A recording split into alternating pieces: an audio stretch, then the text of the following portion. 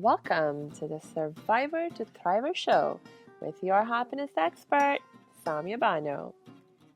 Do you feel stuck, silent, and stressed? Is something hurting your heart and soul?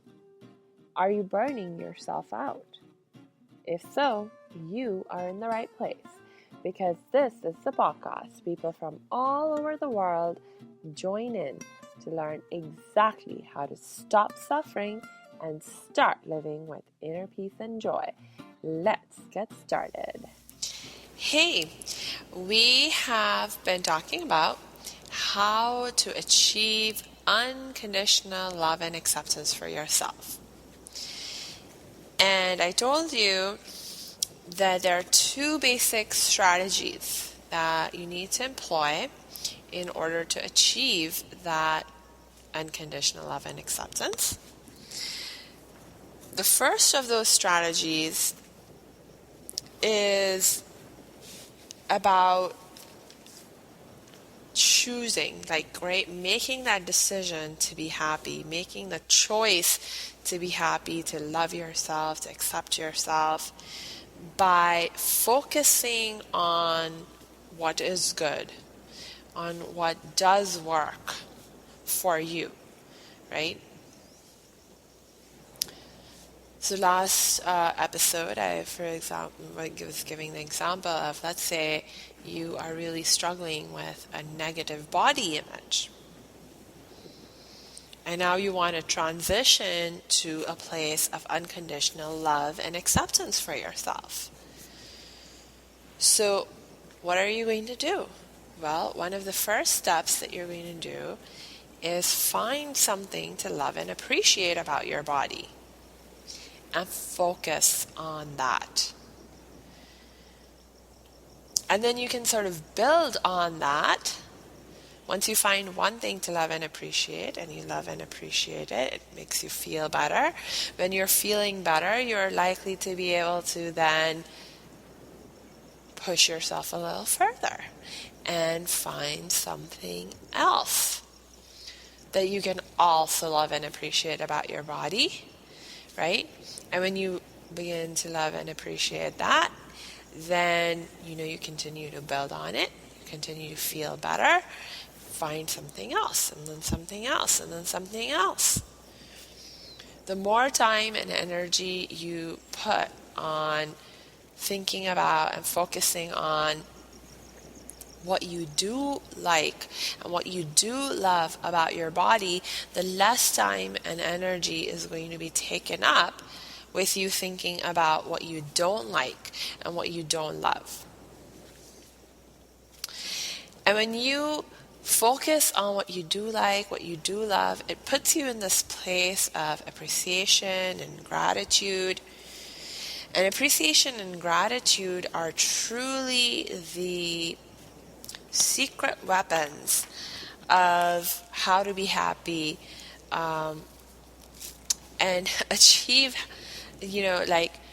that positive mood in the quickest way possible. This is like a scientifically proven fact, by the way, that the fastest way for us to get to a place of feeling happy, feeling more positive, is to appreciate things in our lives, things about ourselves, and express gratitude for those things.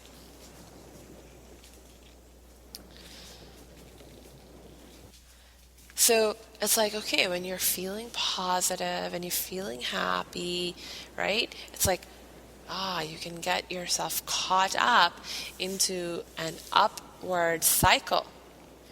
Because remember, it all comes back to that causal chain, right? Where your beliefs impact your thoughts, which impact your feelings, which impact your actions.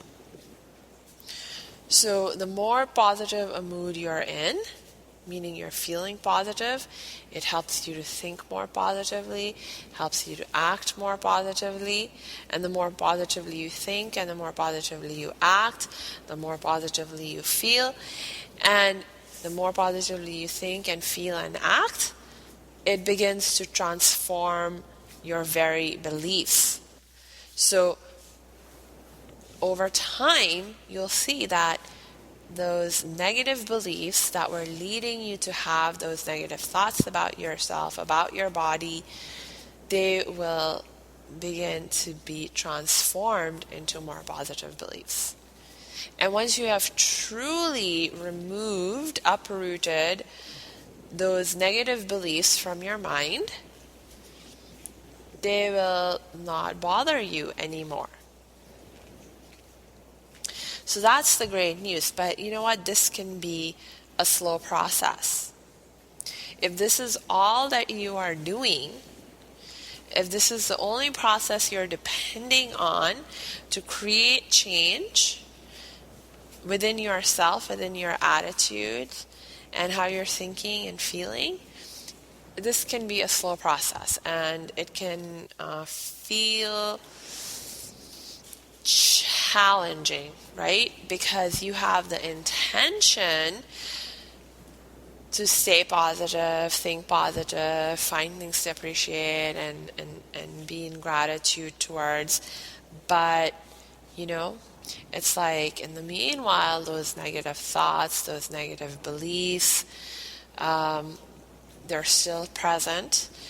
You still have the negative habits that you do, right, which continue to also trigger the negative thoughts and the beliefs and therefore the emotions, right? So it can actually even feel kind of like a challenging way to deal with the situation and create positive change. So it's important, and that there's a reason why, right? That with this strategy, remember, like I said, this strategy is not an option. Okay, you do need to implement this strategy, but it's one of those things where while it's necessary, it may not be sufficient on its own. Okay, especially in those cases where you're dealing with really deep-rooted issues that you have in the context of being able to love and accept yourself. So, yes, this is something that you do, but then you may also need to supplement this strategy, the practice of this strategy, with other strategies, with other practices. Now, when we're talking about coming to a place of unconditional love and acceptance for ourselves, oftentimes one of the things, the biggest problems that we have that can be holding us back is the blame and judgment. The blame and judgment that we sort of throw on ourselves, right? And a lot of times that blame and judgment is related to regrets that we have, things that we, may have maybe done or not done in our past that we feel bad about, guilty about, things like that. Basically, in short, there may be things going on in your life where you need to actually forgive yourself. And because you have not forgiven yourself for whatever it is that you're blaming and judging yourself for, you're continuing to struggle to create a healthier relationship with yourself. So forgiveness is the second essential strategy that you may need to employ in order for you to achieve the kind of unconditional love and acceptance that you really need and deserve and desire. Forgiveness. Yeah, this is like a huge issue, right? I mean, so many of us struggle with forgiveness. There's just so much that comes up for us when we think about forgiveness. So many blocks, so many hurdles in our way to forgive. It's by no means an easy process, but it's an absolutely essential process that we have to commit to and go through. And it's not an option. It's not an option. It's another one of those things that you necessarily have to engage in.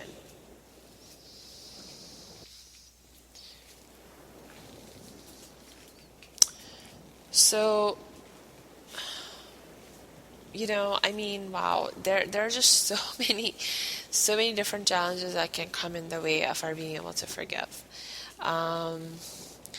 But you know what I'm thinking is, let's not talk about those challenges right now.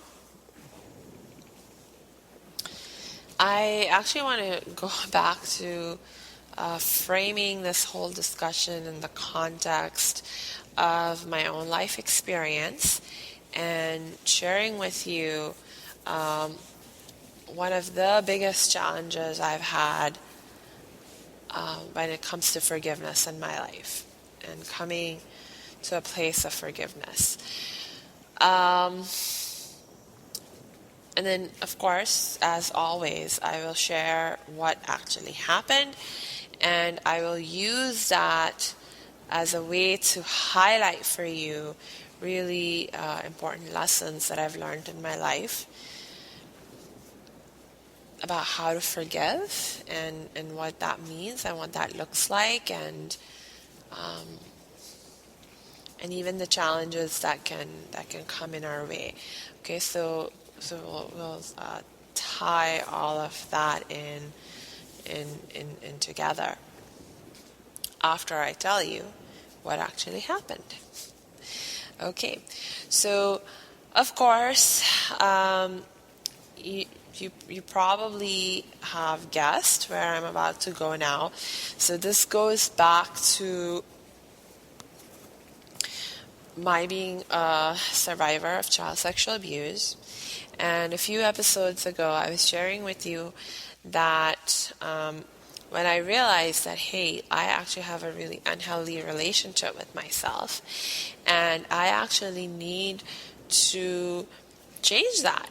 I need to come to a place of loving myself and accepting myself, so that I can have the peace that I'm so desperate for. What I did, because I was subjecting myself to so much blame and shame and guilt and anger, that was all like centered around my being a survivor of child sexual abuse, that I couldn't, I was really struggling to love and accept myself. So at that time, I didn't know any better, and the best strategy that I came up with to help myself in that moment was that I transferred all that anger, that blaming, judging, shaming, and all those ways of thinking. I transferred the target of them. So instead of making myself the target of those negative thoughts and feelings and energies, I made my abuser the target of them, right? So it was like anger. Instead of being angry at myself, now I'm being angry towards my abuser. Instead of hating myself, it's like intensely hating my abuser. Instead of blaming myself, shaming myself, like my abuser, he's the one to blame. He's the one who should be ashamed.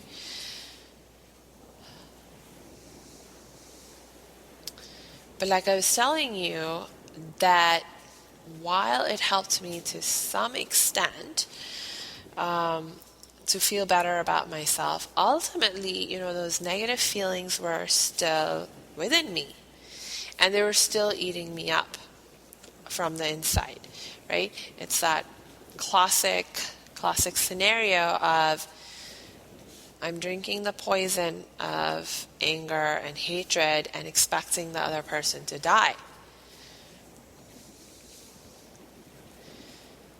So it was like, okay, so I need to forgive. So if it's like I have to release this anger, I have to release this hatred,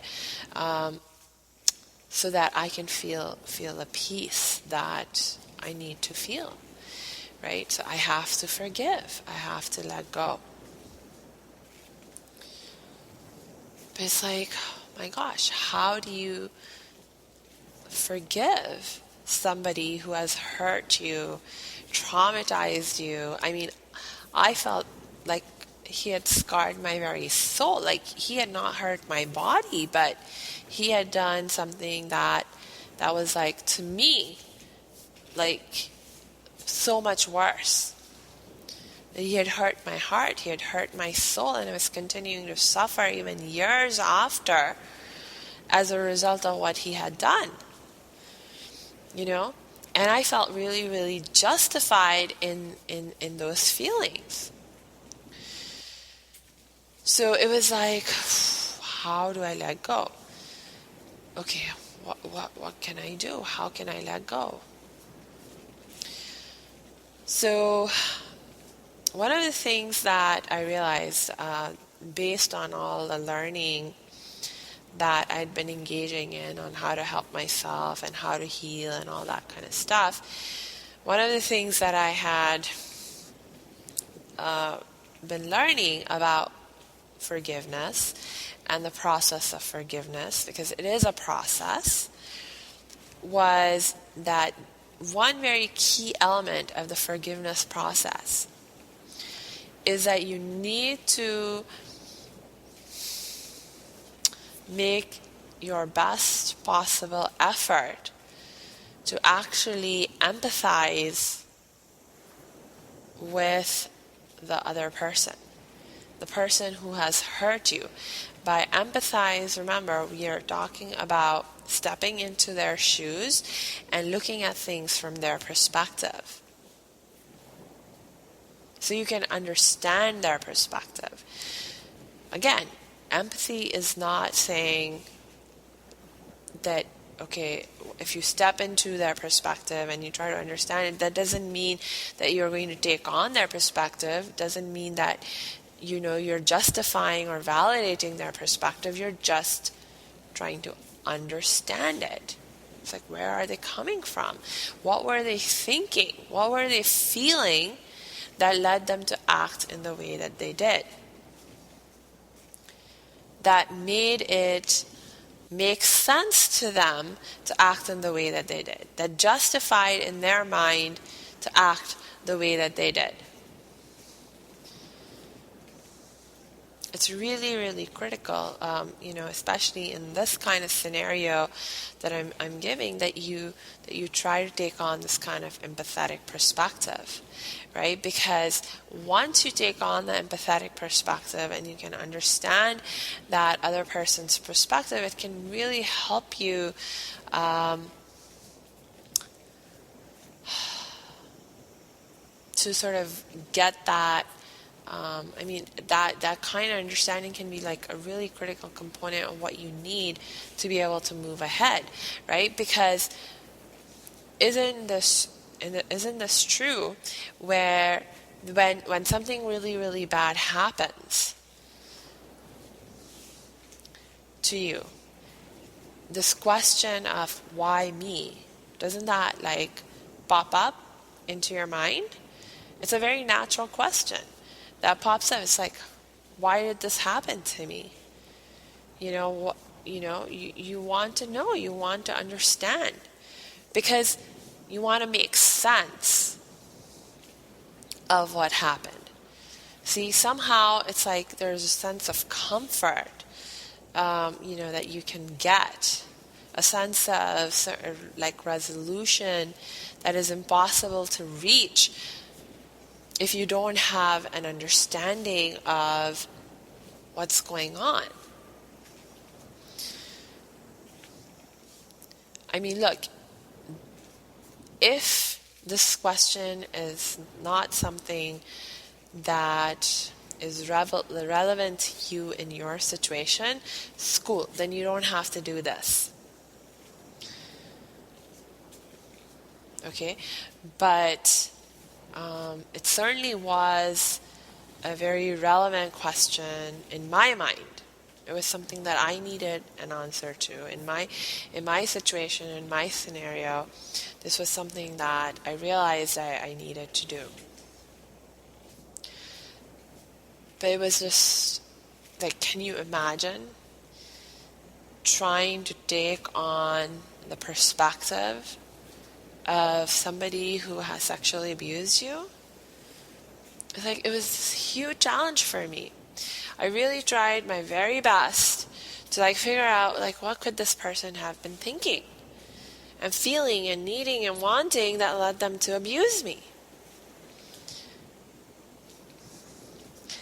And, like I was telling you, sometimes, you are in this situation where you're trying to find the good in something, you're trying to find some kind of meaning, some kind of understanding, but you can, just, it's come up with a blank. It's can't come up with any explanation. So I sort of found that happening with me in this situation, in this scenario, where I'm trying to figure out what this person could have been thinking, feeling, wanting, needing, that could have justified or in their mind, doing what they did to me. And I'm nothing justifies this. Nothing can explain this. But I kept at it. I kept trying to, make an effort. And finally, I came up with an explanation. Okay, now I'm looking at the time. And I think what I should do is wrap up right here. And we'll pick up from here next episode. Because they're very once I tell you what was the explanation that I came out with, there are some really important learning points that are connected to that recognition and how things develop from there. So I don't want to make this podcast too long, so I'm going to wrap up right here for today. And in wrapping up, I just, again, I want to just remind you that, look, if this is something that you find yourself struggling with in your life, please don't continue to struggle with it on your own. Reach out for help and support. It's one of the greatest gifts that you can give yourself. And it's one of those most powerful actions that you can take to help eliminate unnecessary struggle from your life, unnecessary suffering from your life. Reach out for help and support. And I'm one person that you can reach out to. You know how to do that. Go to my website at www.academyofthriving.com. Click on the Contact Us page, and you'll see various options for how you can connect with me. So until we connect next time, I wish you lots of peace and joy.